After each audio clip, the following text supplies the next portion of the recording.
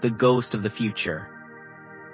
Have you ever wondered why there are certain things you yearn for so intensely that it practically aches inside your bones? I am not talking about a fleeting wish, like wanting a new car or a vacation. I am talking about a specific life, a specific love, a level of freedom and peace that no matter how hard you grind, no matter how many strategies you apply, seems to slip just out of your grasp like smoke. You go through life telling yourself the logical story, I want it because I don't have it yet. You look at your empty hands, your empty bank account, or the empty side of your bed and you say, it is missing, therefore I must search for it. That is the logic of the world. That is the logic of survival. But what if the truth is the exact opposite? What if what you call wanting is actually a memory? I want you to pause for a moment and really let that land. A quantum memory surfacing from a different timeline. A place in the unified field where you have already had it, touched it, lived fully within it, and are in fact still living it right now. You may never have considered that desire is a form of remembering. We usually think memory only works backward, recalling the past. But in the quantum model of reality, memory works forward too. That throbbing in your chest, that magnetic pull you cannot explain, it is no different from the feeling of missing an old friend you haven't seen in 20 years. The nostalgia is real. The pain is real. Except this time the person you are missing is a future version of yourself. Here is the physics behind it. Each time your soul touches a higher frequency, it leaves an energy imprint in your body. It's like a radio station you briefly tuned into, and the song was so beautiful that when the static returns, you can still hear the melody humming in your head. When you stray from that frequency back into the density of your current reality, that memory emits a calling signal. You perceive this signal as longing. However, humans have tragically misinterpreted that signal. We look at the signal and label it deficiency. We say, I am lonely, instead of I am remembering love. We say, I am poor, instead of I am remembering abundance. And because we label it as a lack, we begin chasing it. We run on the treadmill of achievement, trying to obtain it from the outside world. But the harder you try, the more empty you feel. Why? Because you are using the energy of lack to try and recapture something that was once enough. You are trying to fill a hole that doesn't exist. That is the great paradox of desire. What you call wanting doesn't come from emptiness, it comes from a disconnect from the vivid memories that your soul still holds. The story of the architect. Let me tell you a story to make this concrete. This is the story of Thomas. Thomas is a man of structure. He is an architect who has spent the better part of 2 decades staring at the rigid lines of blueprints, calculating loads, and ensuring that foundations do not crack. He is a man who believes in what he can touch, measure, and verify. Thomas is in his mid-40s. He lives in a small, cramped apartment in the city, a place filled with the noise of traffic and the smell of exhaust. It is not a bad place, but it is not his place. Every night at exactly 3 a.m., Thomas wakes up. He walks to his small study, turns on a dim lamp, and sits at his drafting table. The desk is covered in crumpled papers, erasure marks, and coffee stains. For 10 long years, he has been trying to design his masterpiece. Not just a building for a client, but a home for himself. A sanctuary. He knows exactly how it should feel. He wants a house on a cliff, overlooking a turbulent ocean. He wants high ceilings where the light pours in like liquid gold. He wants silence, the kind of silence that heals. He has the skills to draw it. He has the expensive pens. He has the architectural software.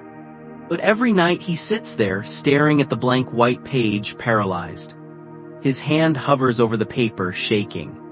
He draws a line, then erases it. He draws a wall, then tears the paper. Why? because he is overwhelmed by a crushing feeling of emptiness. He looks at the paper and thinks, this is just paper, the house isn't real, I am still here in this small apartment with my debt and my loneliness. Thomas is suffering from the greatest illusion of the human mind, the illusion of linearity. He believes the house comes after the drawing. He believes the reality comes after the hard work. He thinks he is trying to create something new out of thin air. But in the quantum field, the house already exists. The blueprint is already in the soil. The wind is already blowing through the open windows. The version of Thomas who is drinking coffee on that porch is already alive, breathing, and existing right now. His frustration isn't because he lacks the talent to create it. His pain comes from the fact that he is trying to invent what he should be recalling. He is trying to force a structure into existence using the energy of desperation, and the universe, like a stubborn door, refuses to open when you pound on it with fear. Like Thomas, you are likely trapped in this illusion. You are trying to build a life using the bricks of I don't have it. And you cannot build a palace on a foundation of I am homeless. Try to reflect on what you want most right now. Is it love? Is it the healing of a chronic illness? Is it financial freedom? If you close your eyes right now and listen carefully past the noise of your thoughts, past the anxiety of the day, do you feel like you've known that feeling before? A sudden moment of peace while driving. A familiar breath while walking in the park. A faint light in the corridors of your memory. It was very quick, very vague, but so real that it left you speechless. It's not a fantasy. It's not an illusion. It is a quantum memory. In the quantum realm, time doesn't flow linearly from yesterday to today to tomorrow. It curls like a wave. The past, the present, and the future are all stacked on top of each other, like layers of glass. Each time you have a burning desire, it is because the waves of the past and the waves of the future have collided in your present moment. A memory from that future timeline has seeped into this present reality. So I need you to understand this fundamental truth before we go any further. You are not looking for something new. You are trying to recall something old. Chapter 1: The Mechanics of Reality, the Observer Effect. But why does this memory feel so far away? Why, if it already exists, can you not touch it? Why is Thomas still sitting in his cramped apartment after 10 years? To understand this, we must leave the world of psychology and descend into the basement of reality. We must look at the experiment that shattered our understanding of the universe and baffled Einstein himself, the double-slit experiment. I want you to imagine a dark, minimalist laboratory. In the center of the room, there is a machine that fires particles of light photons. Facing the machine is a barrier with 2 vertical slits cut into it. And behind that barrier is a back wall, a detector screen. In the macro world, the world of rocks and marbles, if you dipped a tennis ball in paint and threw it through the left slit, it would make a mark on the left side of the back wall. If you threw it through the right slit, it would make a mark on the right. You would get 2 distinct bands. Simple. Predictable. Solid. But in the quantum world, the building blocks of your reality do not behave like rocks. When scientists fired photons through the slits without watching them, something terrifying happened. The particles did not land in 2 bands. Instead, they landed all over the back wall, creating an interference pattern, a series of multiple light and dark bands, exactly like the ripples formed when 2 waves collide in a pond. This implies something impossible. The single particle of light went through the left slit, went through the right slit, went through neither, and went through both all at the same time. It implies that before a particle is observed, it has no physical location. It is everywhere. It is a wave of pure potential. It is a ghost. But then the scientists did something else. They placed a measuring device and eye next to the slits to observe exactly which hole the particle went through. The moment, the exact nanosecond the observer looked at the electron, the behavior changed instantly. The wave pattern disappeared. The particle stopped acting like a ghost and started acting like a rock. It went through only one slit and landed in one specific spot. The wave collapsed into a particle. The possibility collapsed into a reality. This is the famous observer effect. It proves that the act of observation is not passive. Observation is an act of creation. The universe is waiting for you to look at it to decide what it should be. And this is exactly where Thomas has been failing for 40 years. Thomas thinks he is observing his future. He sits at his desk, closes his eyes, and tries to see the house. But he is not observing the house. He is observing the absence of the house. Every morning, Thomas opens his banking app. He stares at the low number on the screen. He feels a tightening in his stomach, a rush of cortisol, a thought that says, "I don't have enough." In that moment, Thomas is the observer in the laboratory. But he is observing with a filter of fear. He is looking at the quantum field of infinite wealth, infinite opportunity, and infinite abundance which exists as a wave, and by staring at it with the energy of lack, he is collapsing that wave into the single, solid particle of poverty. He is literally freezing the quantum field into a shape he hates, simply by staring at it with the energy of certainty that it is not there. The universe cannot give him a wave which is possibility because he keeps demanding to see the particle which is proof. He is waiting for the particle to appear so he can feel good.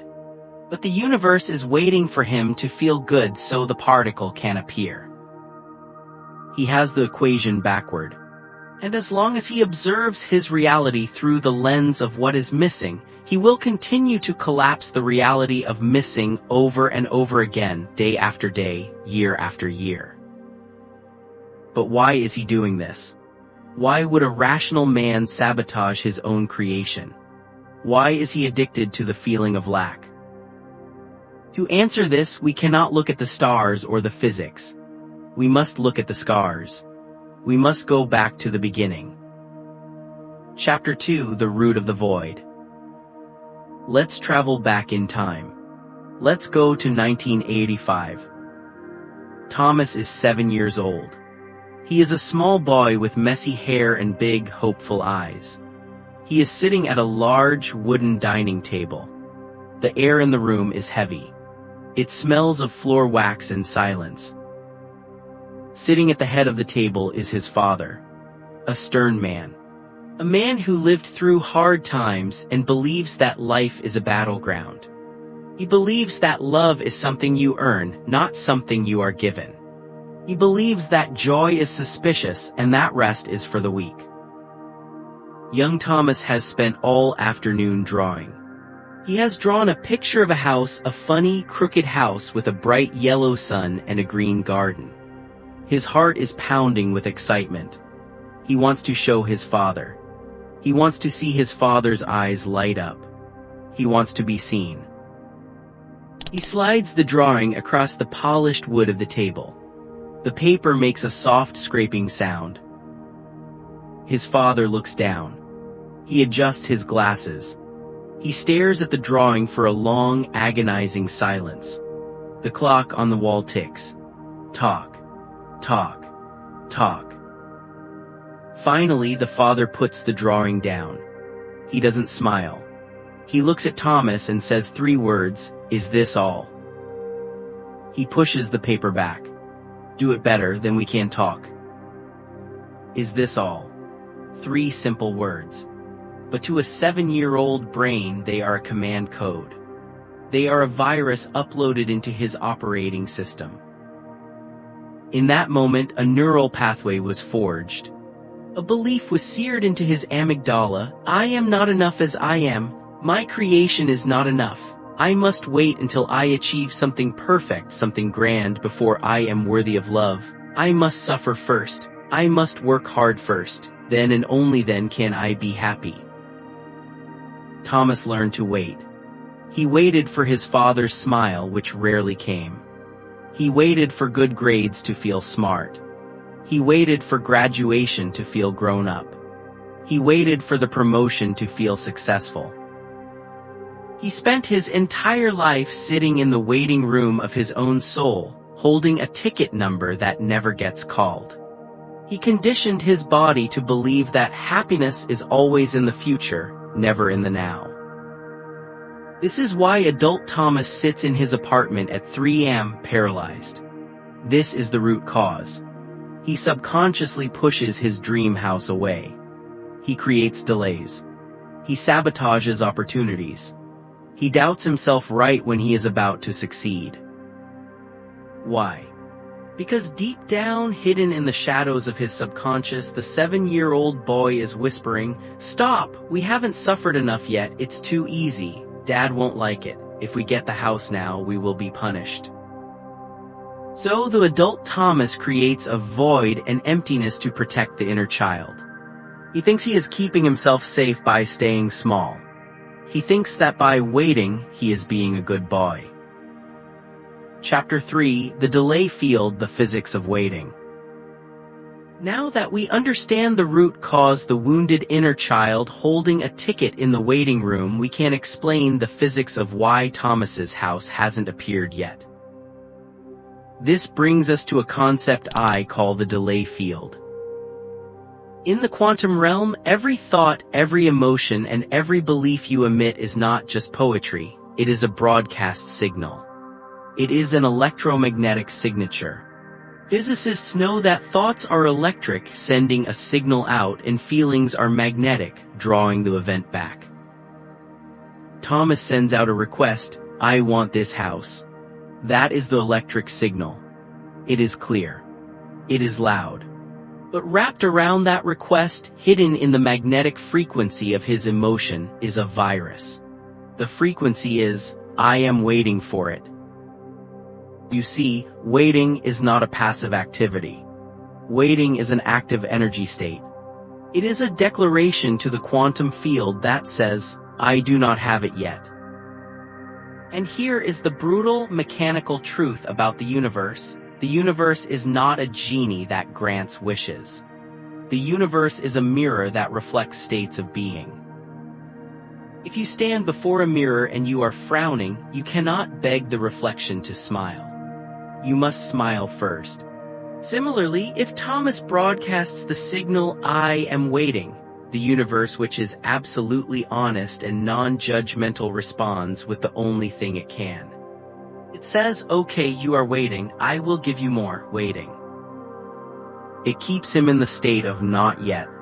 It keeps the house dangling like a carrot on a stick, always close, always visible, but never attainable.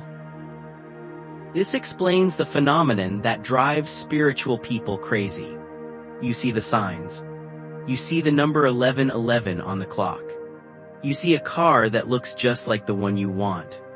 You feel like something is about to happen. But it never lands. It never collapses into physical matter. Why? Because you are trapped in the Schrödinger's cat paradox of your own life. In the famous thought experiment, a cat in a box is considered both dead and alive until someone opens the box to look. It exists in a state of superposition, suspended between two realities.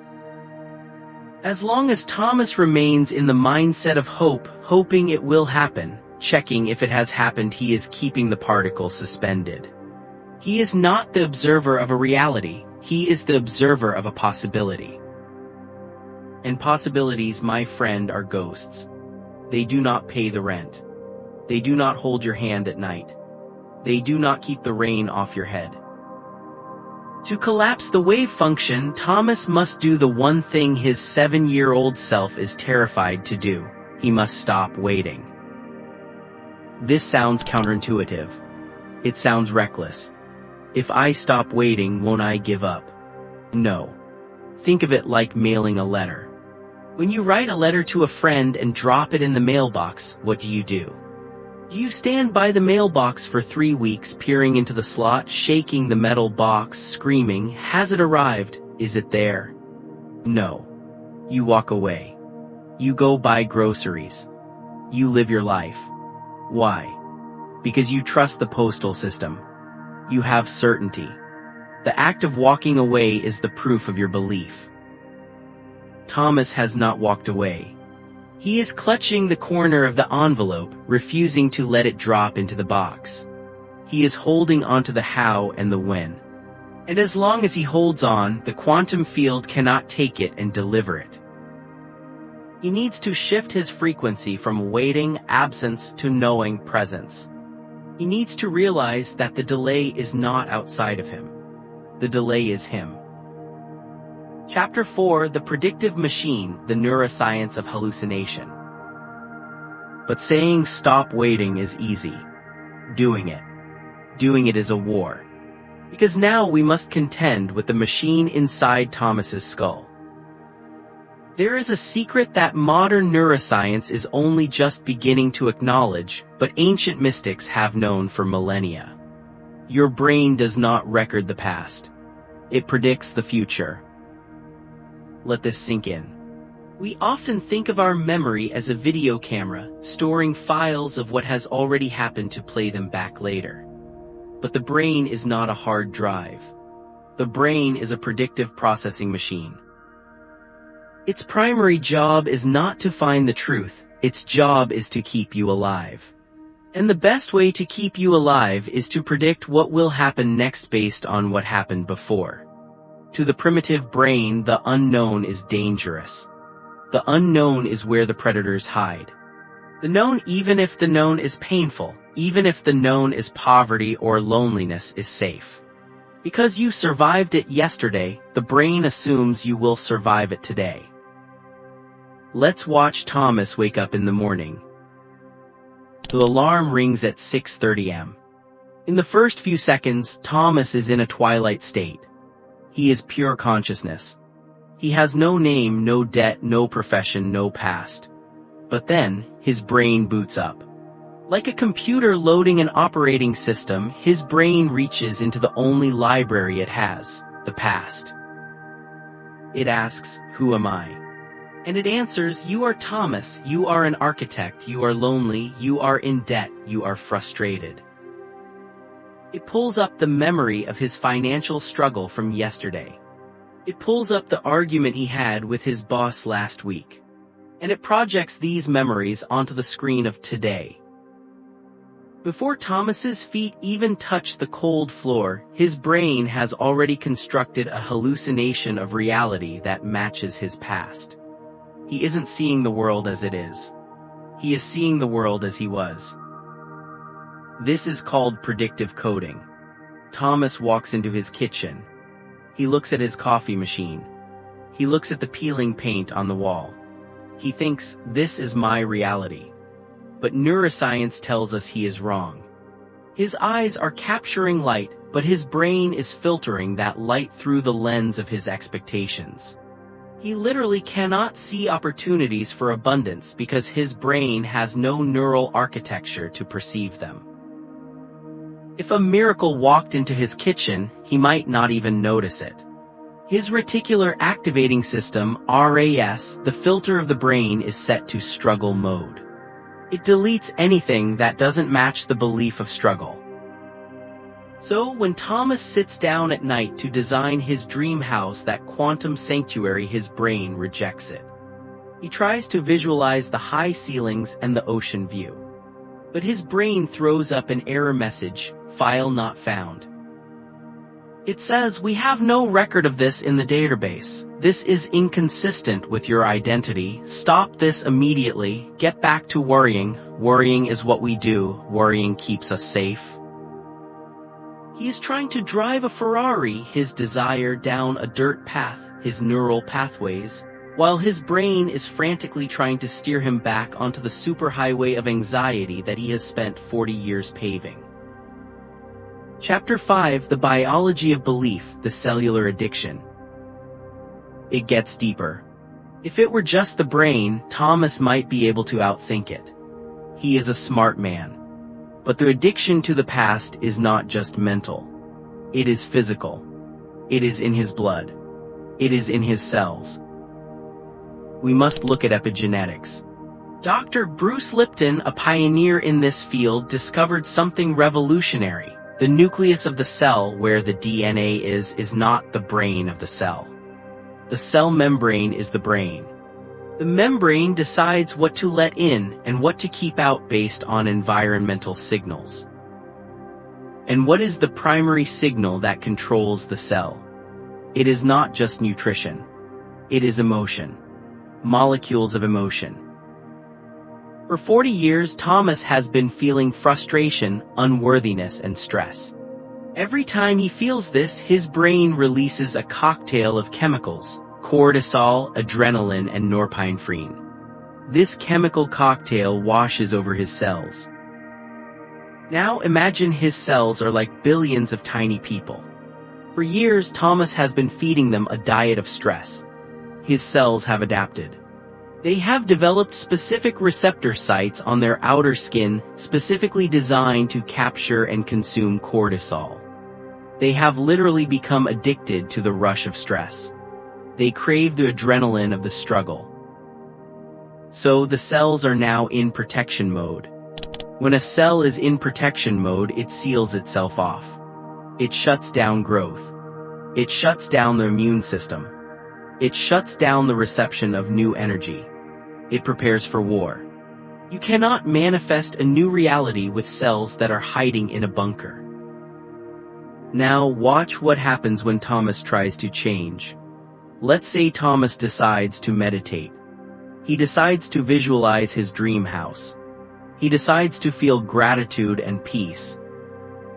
For a few minutes, his brain stops producing cortisol and starts producing oxytocin and dopamine, the chemicals of safety and joy.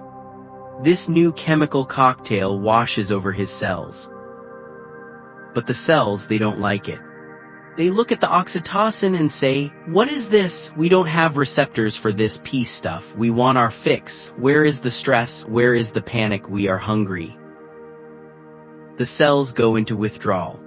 Just like a heroin addict shaking in rehab, the cells start to vibrate with need. They send a frantic signal up the vagus nerve, straight to the brainstem. The signal screams, "Alert! The chemical balance is off. We are dying down here. Restore the old state immediately." The brain receives this alarm. It thinks there is a physical threat. It thinks Thomas is dying. So the brain obeys the body. It tries to force Thomas back into his old emotional state to satisfy the addiction of the cells. This is the moment the voices start. Thomas is sitting there trying to feel grateful. Suddenly, a thought pops into his head. "This is stupid. You are wasting your time. You have bills to pay. You are a fraud." These thoughts are not the truth. These thoughts are biochemical reactions. They are the brain's attempt to trigger a flush of anxiety so that the body can get its fix of cortisol. If Thomas listens to these thoughts, if he gets angry, if he gets scared, boom. The cortisol is released. The cells get their fix. The addiction is fed. And Thomas collapses back into the old timeline. This is the loop. The mind creates the reality. The reality creates the emotion. The emotion conditions the body. And the body enslaves the mind. Thomas is trapped in a biological feedback loop that reinforces his past every single second of every single day. He is not just fighting a habit. He is fighting his own physiology. He is fighting the survival instinct of 30 trillion cells that believe change equals death. So how does he win? How does a man defeat his own body? He cannot fight it with willpower. Willpower is a battery, it drains. He needs a new technology. He needs to hack the system. He needs coherence. Chapter 6: The Extinction Burst. It gets worse before it gets better. We left Thomas facing a biological war. His cells are screaming for their old addiction to stress. His brain is firing error messages. And this brings us to the most dangerous phase of the transformation. If Thomas persists, if he decides to hold the vision of his future despite his body's resistance, he will trigger what psychologists call an extinction burst. You may have experienced this.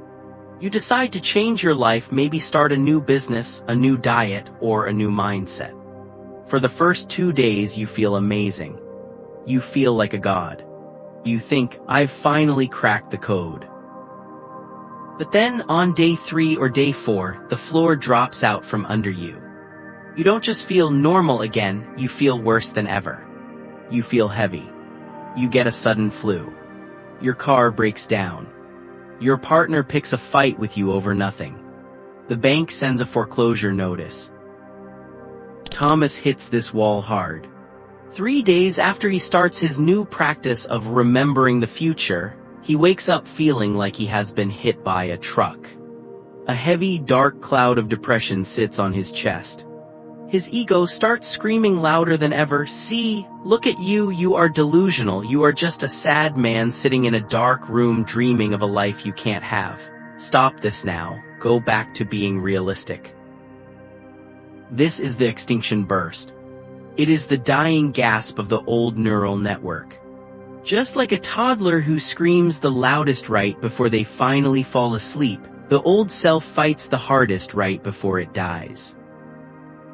Most people interpret this chaos as a sign of failure. They think, oh no, I must be doing it wrong because bad things are happening. And they quit. They go back to the old timeline because it is familiar. But Thomas needs to understand that this chaos is not a sign of failure. It is a sign of exorcism. He is metabolizing the old energy. Think of a snake shedding its skin. The process is not pretty. It is tight. It is itchy. It makes the snake blind for a while. But the snake does not panic. It knows that the old skin must be ripped off for the new skin to breathe. So what does Thomas do when the storm hits? He does the hardest thing imaginable. He does nothing. He does not fight the thoughts. He does not argue with the ego. He does not try to fix the bad feelings. He simply observes. He sits in the middle of the emotional hurricane, anchors himself in his breath, and watches the debris fly past him. He says to his body, I see you, I know you are scared, I know you want your cortisol fix, but we are not going back, I love you but I am in charge now. He holds the line. He breathes through the withdrawal. And slowly, hour by hour, the storm runs out of energy. The neurons stop firing. The chemical demand fades. The old highway begins to dissolve. Chapter 7: The Physics of Coherence, the Tool of Creation. Once the body realizes that Thomas is not going to give in, it surrenders. And in that silence of surrender, something magical happens. The signal clears. For the first time in 40 years, the heart and the brain begin to speak the same language. This brings us to the tool of creation, heart-brain coherence. Scientists at the Heart Math Institute have discovered something profound. The heart is not just a pump. It is a brain. It has its own neurons. And most importantly, it generates the largest electromagnetic field in the body, up to 5,000 times stronger than the brain's field. This magnetic field extends several feet around your body. It is your personal broadcast signal to the quantum field. For years, Thomas lived in incoherence. His brain was trying to visualize wealth, but his heart was broadcasting the magnetic frequency of fear. When the electric signal thought and the magnetic signal emotion are out of sync, the message is garbled. It's like trying to tune a radio station but getting only static. The universe cannot read the signal. But now Thomas sits down. He closes his eyes. He shifts his focus from his head to his chest. He slows his breathing 5 seconds in, 5 seconds out. This rhythmic breathing tells his nervous system that he is safe. Then he activates a sincere feeling of gratitude. He isn't grateful for anything external. He is just grateful to be alive. He is grateful for the breath. As he does this, his heart rhythm shifts from a jagged, chaotic pattern to a smooth, sine wave pattern. This is coherence. When the heart becomes coherent, it acts like a master drumbeat. It entrains the brain. The brain waves slow down. The noise stops. The electric signal of the brain, "I am the architect," merges with the magnetic signal of the heart, "I am grateful." The two fields lock into phase. Boom. The signal becomes a laser. In this state, Thomas looks at his blueprint again. Suddenly he sees it. The lines on the paper stop being just lines. They start to glow. He sees the curve of the staircase. He smells the salt in the air. He feels the texture of the wooden floor under his bare feet. The design for the house doesn't come from him. It comes through him. He is no longer trying to invent it. He is a receiver antenna, downloading the data packet from the timeline where the house already exists. He picks up his pen.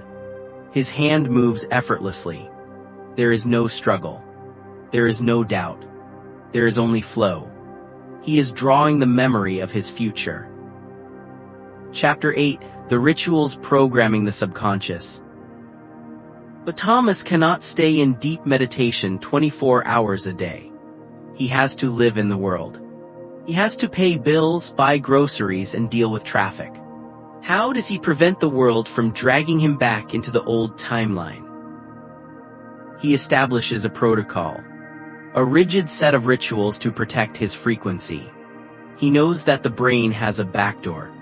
This backdoor opens only twice a day, the 30 minutes after waking up and the 30 minutes before falling asleep. Science calls this the Theta State.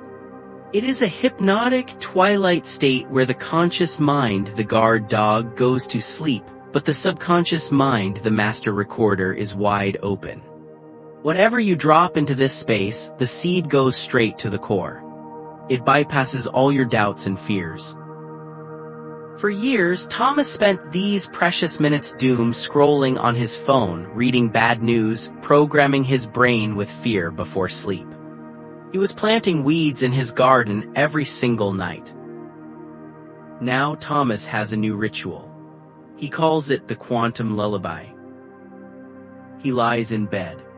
The room is dark. His body is tired. He puts his phone in another room. He closes his eyes. He enters the twilight state. Instead of reviewing the problems of the day, "I didn't finish the report, the rent is due," he begins to play a movie. But not a movie of the past. A documentary of the future. He replays the scene of walking through the front door of his dream house. But and this is critical, he doesn't watch it like an audience member watching a screen. He embodies it. He feels the weight of the key in his hand. He hears the sound of the ocean. He asks himself one question as he drifts off. If my wish were fulfilled right now, what would be the last thought in my mind before sleeping? Usually the answer is just, "Thank you, it is done." By falling asleep in the feeling of the wish fulfilled, Thomas commands his subconscious to marinate in that frequency for 8 hours. While he sleeps, his biology is being rearranged. He is not just resting, he is becoming. And in the morning, when the alarm rings, he doesn't jump up. He stays still, eyes closed, lingering in the dream. He spends the first moments simply holding onto the residue of the future memory. He puts on the coat of his new identity before he puts on his physical clothes. By the time his feet touch the floor, he is no longer Thomas the struggler. He is Thomas the architect. Chapter 9: The Dark Night of the Soul, the Void. Months pass. Thomas is consistent. He is coherent. He is doing the work. And then, he hits the final wall. The wall that breaks the strongest men. The mystics call it the dark night of the soul. I call it the void. It happens when you have fully let go of the old self. You have burned the bridges. You have stopped being the victim. But the new self has not yet arrived physically. Imagine a trapeze artist. You have let go of the bar behind you. You are flying through the air. But the bar in front of you hasn't appeared yet. You are floating in nothingness. Thomas sells his old furniture to prepare for the move. He gives notice to his landlord. But the deal for the land falls through. The bank freezes his loan application. The new clients disappear. Suddenly he is sitting in his empty apartment. No furniture. No job. No house. Just silence. The universe goes completely quiet. The synchronicities stop. The 11:11 stop. The feeling of bliss stops. He feels cold. He feels foolish. His ego returns with a vengeance, screaming, "You fool, look what you have done. You have destroyed your life for a fantasy. You have been abandoned. God is not listening. Turn back now while you still can." This is the most terrifying moment of the journey. The silence of God. Thomas sits on the floor of his empty room. He weeps. He feels the crushing weight of doubt. "Have I gone crazy?" he whispers. But Thomas, listen to me closely. Silence is not abandonment. Silence is gestation. Think of a seed planted in the ground. For weeks it sits in the dark, cold dirt. It is crushed by the weight of the earth. Above ground nothing is happening. If you look at the surface it looks dead. But underground the shell is cracking. The roots are pushing down. Life is exploding. If Thomas digs up the seed every day to check if it's growing, he kills it. The void is not empty. It is a vacuum. And nature abhors a vacuum. The universe is rushing to fill this space, but it needs Thomas to hold his ground. This is the test of faith. It is easy to believe when the sun is shining and the money is flowing. But can you believe in the sun while you are standing in the middle of the darkest night? Can you praise the harvest when you are looking at a field of mud? Thomas wipes his tears. He stands up in the empty room. He realizes that if he reacts with fear now, he will collapse the wave back into the old reality. He must prove to the field that he is no longer defined by external circumstances. He closes his eyes. He takes a deep breath. And he starts to dance. A slow, weird, beautiful dance in the silence of his empty room. He thanks the universe for the house that he cannot see yet. He thanks the universe for the silence, trusting that it is the silence of a held breath before a great cheer. He stops looking for signs. He becomes the sign. He stops waiting for the light. He becomes the light. This ability to be okay with the nothingness is the final graduation. He has mastered his environment. And once he passes this test, the floodgates open. Chapter 10, The Bridge of Incidents, The Disaster is the Doorway. Thomas is standing in the void. He has passed the test of silence. He has danced in the dark. But the universe has one final move to make. A move that looks like a disaster, but is actually a rescue mission. Neville Goddard called this the Bridge of Incidents. It refers to a series of events often seemingly unconnected, chaotic, or even negative that form a bridge leading you directly to the fulfillment of your desire. Because we live in a linear world, we judge these events. We say this is bad, this is wrong, I am going backward. But in the quantum field there is no backward. There is only rearrangement. 2 weeks after Thomas masters the void, his phone rings. It is his boss. "Thomas, I'm sorry, the firm is downsizing, we have to let you go." Thomas stands there holding the phone. The one stable thing he had left, his income, his identity as a working architect, is gone. In any other version of reality, Thomas would have collapsed. He would have panicked. He would have screamed at the sky, "I did everything right, I visualized, I felt gratitude, why are you punishing me?" But Thomas, the new Thomas, he takes a deep breath. He remembers the physics of space. You cannot build a skyscraper on the foundation of a shack. If you want the tower, the shack must be demolished. The dust will fly. The noise will be terrible. It will look like destruction. But it is not destruction. It is preparation. Thomas puts the phone down. He feels a flutter of fear in his stomach, but he does not let it reach his heart. He says to himself, "This is not a dead end, this is the bridge." Because he lost his job, he doesn't have to go to the office the next morning. Because he doesn't have to go to the office, he decides to take a walk to a coffee shop. He rarely visits a place on the other side of town, near the ocean. He goes there at 11 o'clock am on a Tuesday, a time he would usually be chained to his desk. He sits down with his coffee. He opens his sketchbook. He starts drawing not for a client but for himself. A man sitting at the next table notices the drawing. "That's an unusual design," the man says. "Is that a cantilevered deck?" They start talking. The man turns out to be a property developer. But not just any developer. He is a man known for risky, avant-garde projects. He tells Thomas he just bought a difficult piece of land on a cliff, a piece of land that every other architect said was unbuildable. "I need a visionary," the man says. "Everyone else tells me it's impossible. I need someone who sees what isn't there." Thomas looks at the man. Then he looks at his sketchbook. The land the man is describing is the exact land Thomas has been visualizing for 10 years. The disaster of losing his job was the only way the universe could get Thomas to that coffee shop at that exact time to meet that exact person. If Thomas had kept his job, he would have missed his destiny. The firing was the doorway.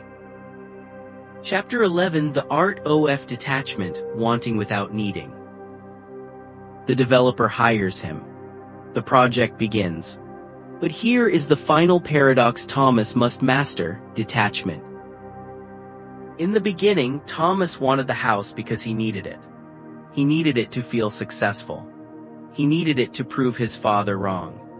He needed it to escape his pain. Neediness is a repulsive energy.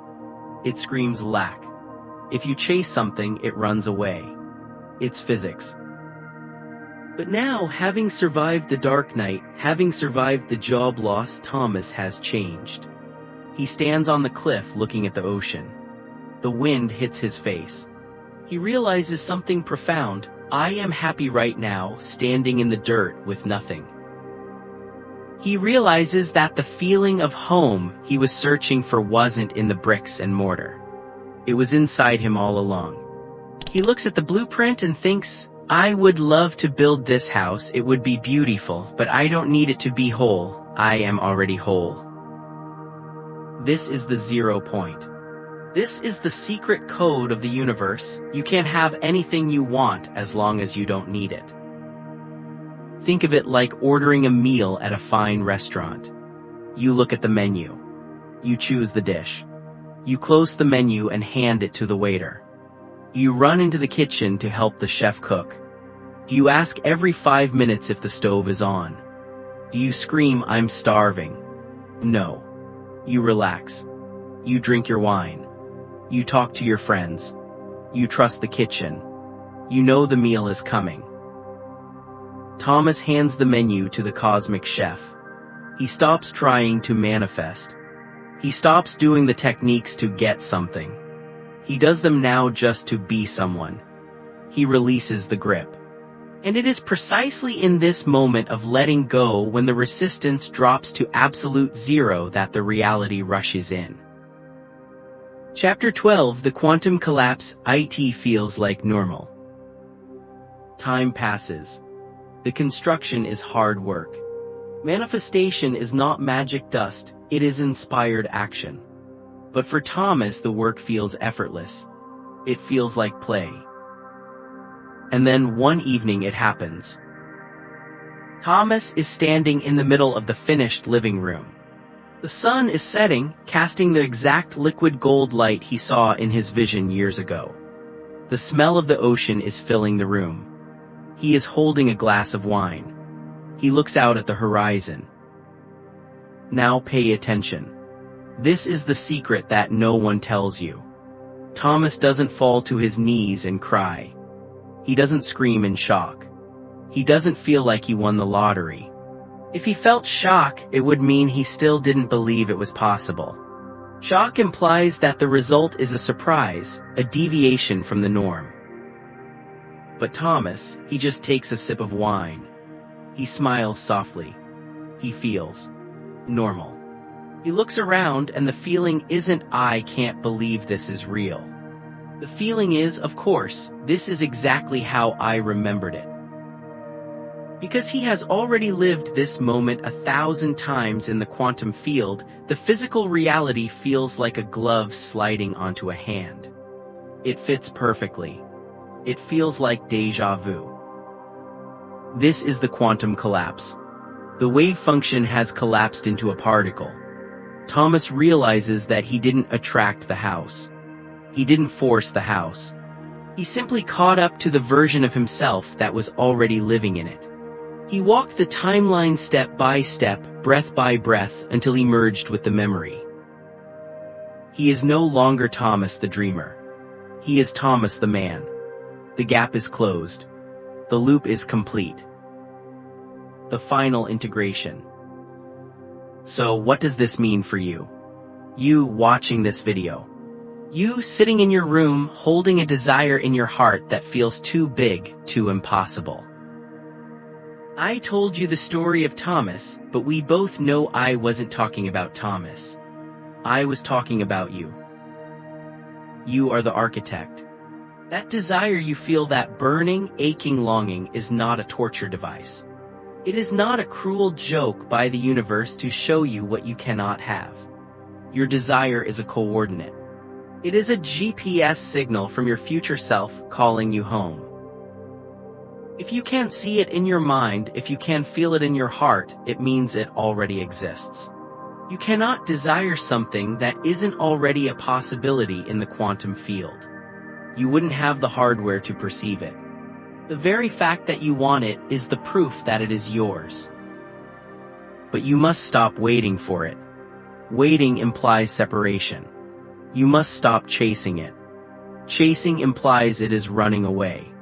You must remember it. Treat your dream like a memory that just hasn't happened physically yet. Walk like it. Talk like it. Breathe like it. When the doubt comes, and it will come, treat it like an old scar. A reminder of where you were, not where you are going. When the disaster strikes, and it might strike, treat it as the bridge, not the end.